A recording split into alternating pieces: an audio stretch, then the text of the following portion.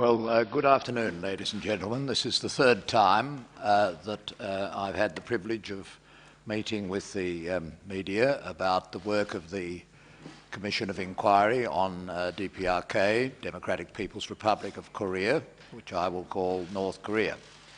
And I thank you for attending, because an outreach to the international community to tell the stories, the human stories that have been recounted to the Commission of Inquiry is a very important part of the endeavour by the Commission of Inquiry to shine light in a very dark corner of the world where human rights are not properly respected.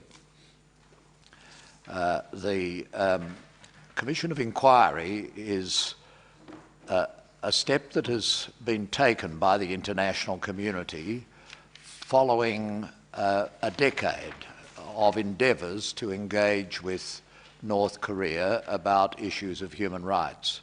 As has been mentioned, the Office of the Special Rapporteur on Human Rights in North Korea was established a decade ago, but the first Special Rapporteur, Professor Muntaborn from Thailand, was not allowed to enter North Korea, and the same has been the fate of the second Special Rapporteur, who is sitting on my right, Mr. Darusman of Indonesia.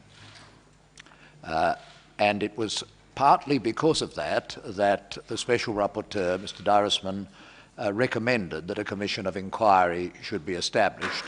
And it was so established in March last year by a decision of the Human Rights Council, which unusually was taken without a call for a vote. This, I think, was an indication from the international community that it was concerned that there was no cooperation, no outreach by North Korea, no opportunities for the international community, in the manner of the age we live in, to enter North Korea and to check the many complaints that were being heard about human rights abuses. When the Commission of Inquiry was created, we immediately made contact with officers of the mission here in Geneva, and subsequently with the leaders in North Korea, including the Supreme Leader, Kim Jong-un. And our endeavours to make contact with them and to be allowed access were not successful. And that being the case, we had to embark upon our inquiry with the use of novel procedures which are not common to the United Nations Human Rights Commissions. We conducted public hearings which were held in Seoul, in the Republic of Korea, in Tokyo, in London and in Washington. We received 80 witnesses in that way, 240 additional witnesses who were not willing to come to a public hearing, and a large number of formal submissions by international agencies, human rights bodies and so on. We also received a large amount of testimony that was objective, in the sense that satellite images are objective and could demonstrate that much of the oral testimony we received was truthful and accurate.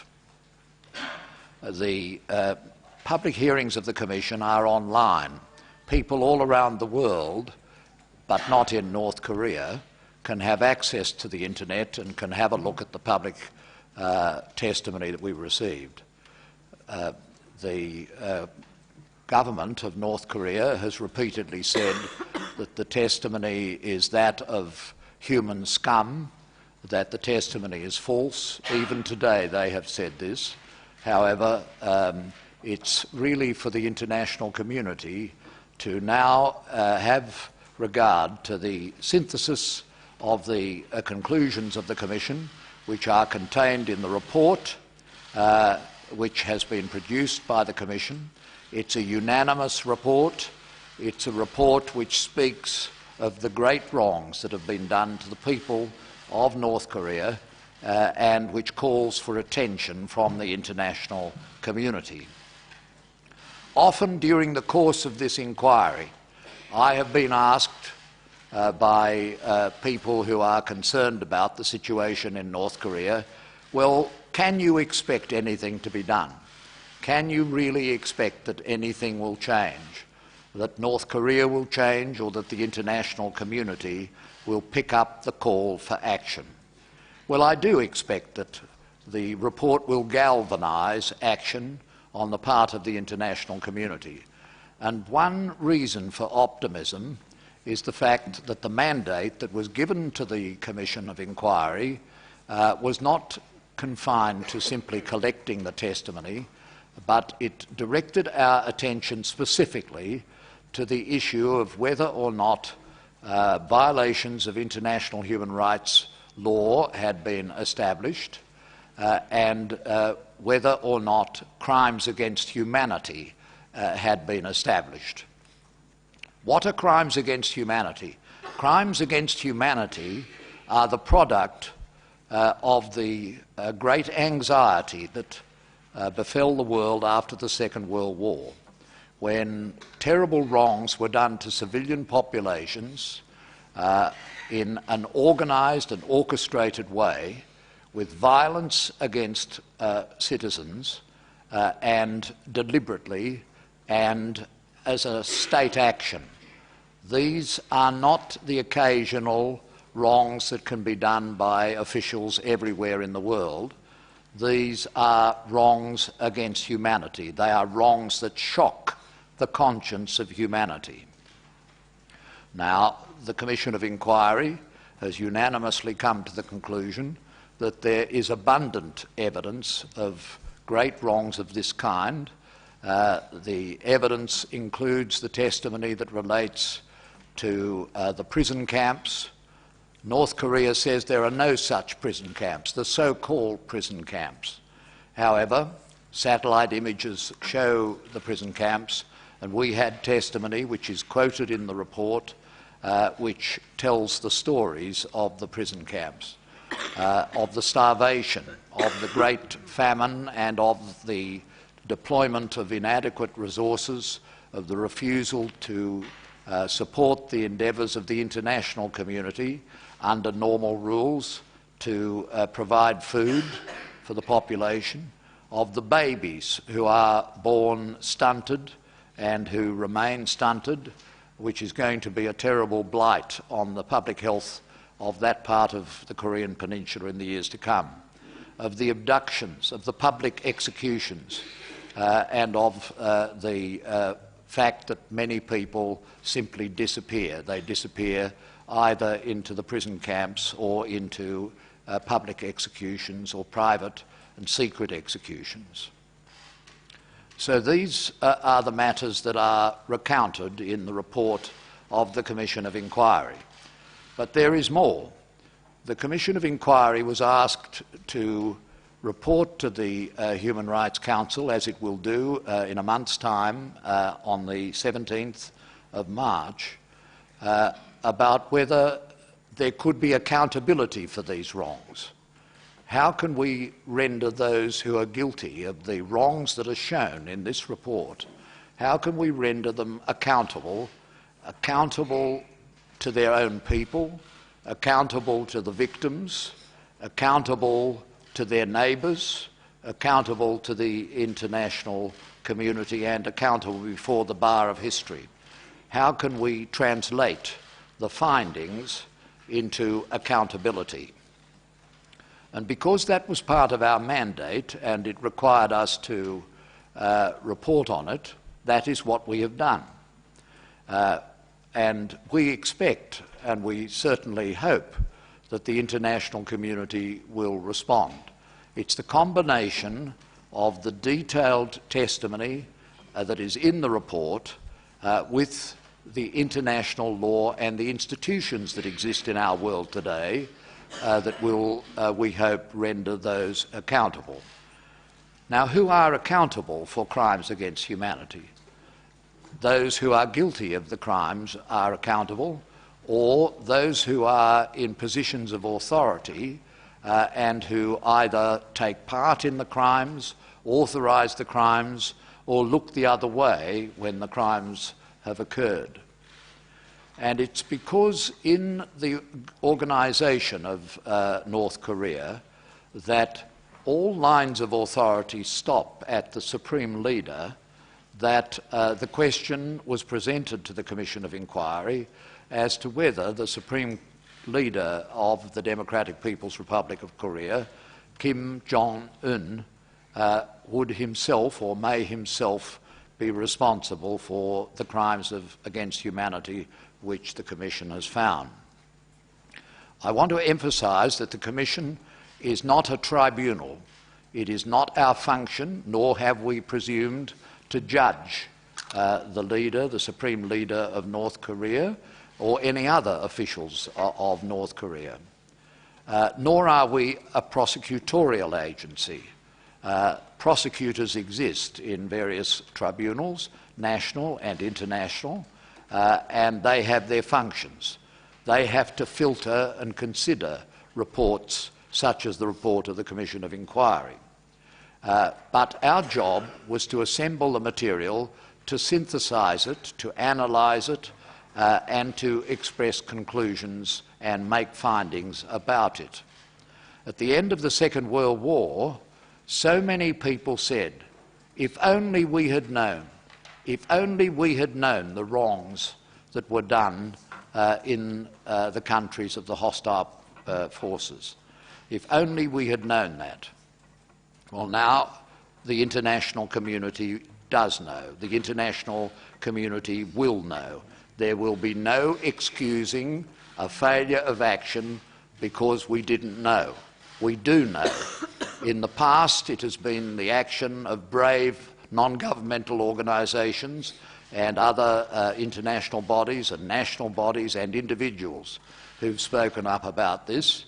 But now, under the mandate of the Human Rights Council of the United Nations of the world, it is the findings and conclusions of this body, the Commission of Inquiry of the United Nations. And so, out of a sense of fairness and due process, the Commission of Inquiry caused a letter to be sent under my hand to the Supreme Leader of North Korea, Kim Jong-un, in which we reported to him, as he would not have dialogue with us, we reported to him the fact that the report of the Commission of Inquiry was about to be delivered. We attached and we provided him with copy of the Commission of Inquiry report. We reported to him that we would find, as we have in our report, the crimes against humanity on the part of officials in the Democratic People's Republic of Korea.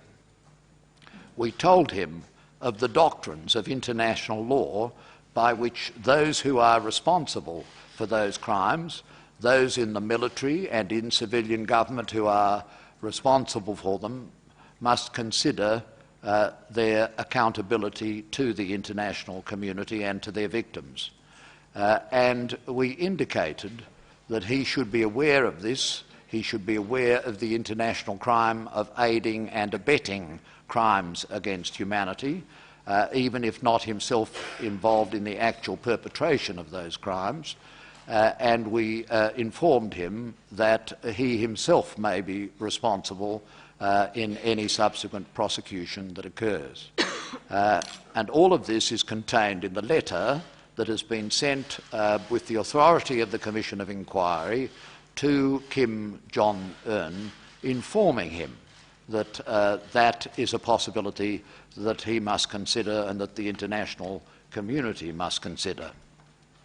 We also offered, once again, that the Commission of Inquiry would stand ready to travel to North Korea to explain its report, to engage with the government of North Korea, to engage with them on the many suggestions that are made for serious reform radical reform that will meet the conclusions and answer the concerns that are explained in the report.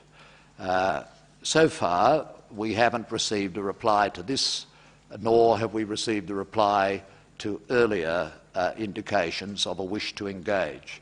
But today, my understanding is that North Korea has said the so-called offences against human rights and the so-called crimes against humanity are completely false and are not accepted. Well, there is a very good way to answer the many charges and complaints that have been brought to our Commission and that are set out in the report, and that is to allow the door to be opened, to allow the international community to engage, to welcome the United Nations, to welcome the investigators who will go in, to welcome the international media, to welcome those who will see whether these are fraudulent claims by human scum or whether they are the complaints of brave people who have come forward, trusting the United Nations, giving their testimony, and that testimony has now been analysed and accepted and explained. So that is where we stand today. In a month we will present the report formally to the Human Rights Council, and it is the hope and expectation of the Commission of Inquiry that the request for recommendations on accountability and answerability before the international community will be followed up and that there will be action. It's too long now, 60 years and 10 years since the Special Rapporteur, and no action. The suffering and the tears of North Korea demand action, and that is the proposal of the Commission of Inquiry. The Commission today is Mr. Durrasman and myself. Mr. Durrasman, of course, is additionally the Special Rapporteur on North Korea, and he will have the particular responsibility of following up the report when the mandate of the Commission of Inquiry expires after the delivery of the report to the Human Rights Council. Both of us are happy to take questions, and I'd be grateful if you would indicate the journal you come from and the person to whom you're addressing your question.